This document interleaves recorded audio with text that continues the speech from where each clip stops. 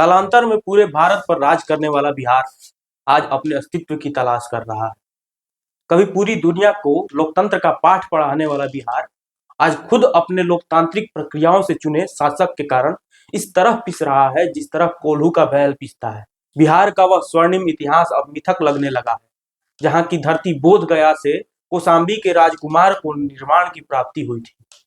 वह इतिहास अब झूठा लगने लगा है, जहाँ के अशोक ने दुनिया में अपने शांति दूत भेजकर बौद्ध धर्म के माध्यम से अहिंसा का महत्व पूरी दुनिया को समझाया।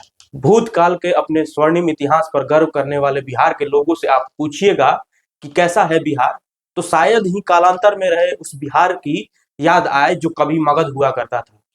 काल का चक्र कुछ इस तरह घूमा कि कभी सत्ता और शक्ति का केंद्र रहे बिहार को उसके ही चाणक्य ने बिहार की जनता को जाति का अफीम खिलाकर दंवरी पर बांध दिया है।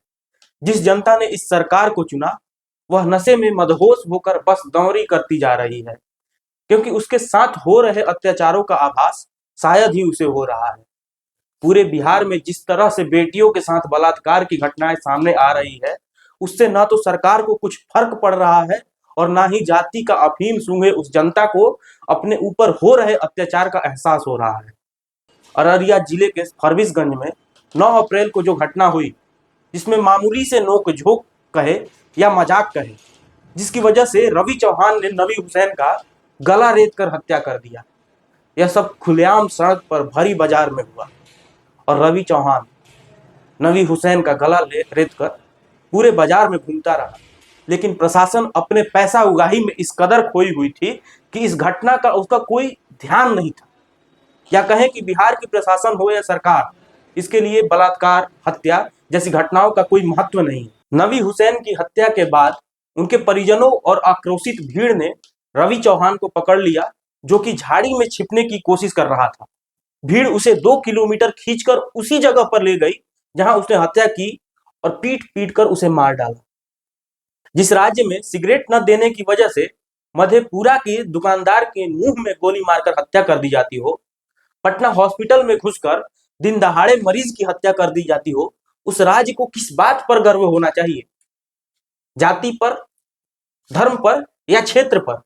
क्योंकि प्रधानमंत्री जिस तरीके से बिहार में अपने भाषणों में जंगल राज आने का जिक्र करते हो, जबकि 20 सालों से लगातार उनकी ही पार्टी बीजेपी और जदयू की कथित सुशासन की सरकार है, और जिस तरीके से अपने भाषणों में प्रधानमंत्री विपक्ष पर प्रहार करते हुए गाना गाते हैं, मारम सिक्सर के 6 गोली छाती मेरे, जिसमें गायक अपनी जाति पर गर्व करते हुए जनता को यह बताने की कोशिश कर रहा है कि अहीर जाति में ही वो सिर्फ पावर होता है जो सिक्सर के 6 गोली छाती में मार सकता है। तो उसी यादव जाति के नेता दुलार चंद यादव की हत्या छाती में गोली मारकर कर दी जाती है।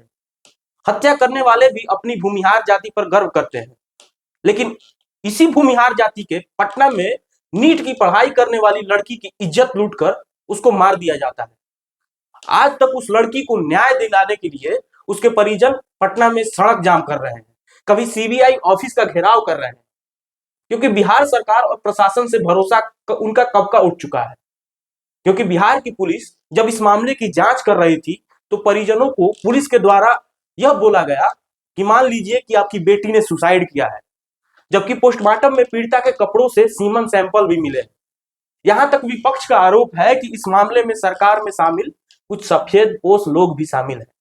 खैर, प्रखंड हो या जिला, बबुआने से ही पावर स्टार, पावर एजे से शुरू होता है, एजे खत्म होता है। प्रखंड और जिला हिलाने वाले बबुआन जी की जाति के 5 लोगों को तलवार से काटकर हत्या कर दी जाती है। सारण के एक गांव में 10वीं की राजपूत समाज की छात्रा के साथ 5 लोग दुष्कर्म करते हैं और उसे मारकर उसके ही घर के पास कुएं में फेंक देते हैं। अपने बबुआन गिरी से प्रखंड और जिला हिलाने वाले पावर स्टार के सारे पावर को सीज करते हुए उनको बीजेपी का स्टार प्रचारक बनाया जाता है। ताजुब की बात है कि प्रधानमंत्री को यादवों के गाने से तो तकलीफ है, लेकिन बबुआन के गाने से नहीं। जंगल राज का डर दिखाने वाले प्रधानमंत्री के सरकार में ही पटना के व्यापारी गोपाल खेमका को उनके घर में घुसकर गोली मार दी जाती है। असल बात तो यह है कि बिहार में सिर्फ 2 जातियां हैं, धूर्त और मूर्ख। धूर्त अपनी अपनी जातियों के मूर्खों को बरगलाकर वोट ले लेते हैं और मूर्ख अपनी अपनी जातियों को वोट देकर खुश हो जाते हैं और ऐसा महसूस करते हैं जैसे अपनी जाति की सरकार हो और खुद को ही राजा समझने लगते हैं। इस जाति रूपी अफीम का नशा तब छूटता है जब एक ही जाति के 150 घरों को उसके ही सरकार के द्वारा एक ही दिन में नेस्ते नाबूद कर दिया जाता है और उनकी जाति के धूर्त नेता जो उनका वोट लेकर सरकार में बैठा है वह कुछ नहीं बोलता है। आप सोच रहे होंगे कि आपके साथ कुछ नहीं हुआ, तो घबराइए मत। बकरे की अम्मा कब तक खैर मनाएगी, कभी ना कभी आपकी भी बारी आएगी। क्योंकि धूर्त और मूर्ख में अंतर बड़ा साफ होता है। धूर्त झूठ बात को भी सच और सच को झूठा साबित करता है और मूर्ख सच सामने होते हुए भी धूर्त की बातों में आकर सच को झूठा मान लेता है। धूर्तता और मूर्खता की हद तब पार हो गई जब बिहार के सो कॉल्ड सुशासन, सो कॉल्ड समाजवादी नेता ने 10,000 रुपए बिहार की महिलाओं को देकर उनका वोट ले लिया। सब कुछ साफ होते हुए भी कि किस तरह बिहार में अराजकता और महिलाओं के साथ अपराध हो रहे थे, चुनाव से पहले वह किसी से छुपा नहीं था।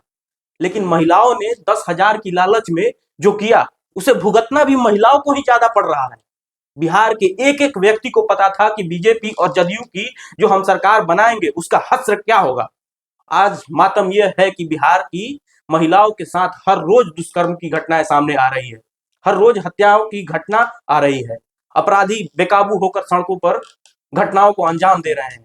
प्रशासन पैसे की उगाही में इस कदर लिप्त है कि उसे जनता के साथ क्या हो रहा है उसका कोई लेना देना नहीं है। और जिस सरकार को बिहार की मूर्ख जनता ने यह सोचकर 5 सालों के लिए चुना था कि विकास होगा, पलायन रुकेगा, आज 6 महीने भी नहीं बीते और आज उस सरकार का ही पलायन हो रहा है। सारे नेता बिहार की जनता की चिंता छोड़ इस बात पर ध्यान दे रहे हैं कि किस तरह कैसे उन्हें कोई मलाईदार मंत्रालय या पद मिल जाए।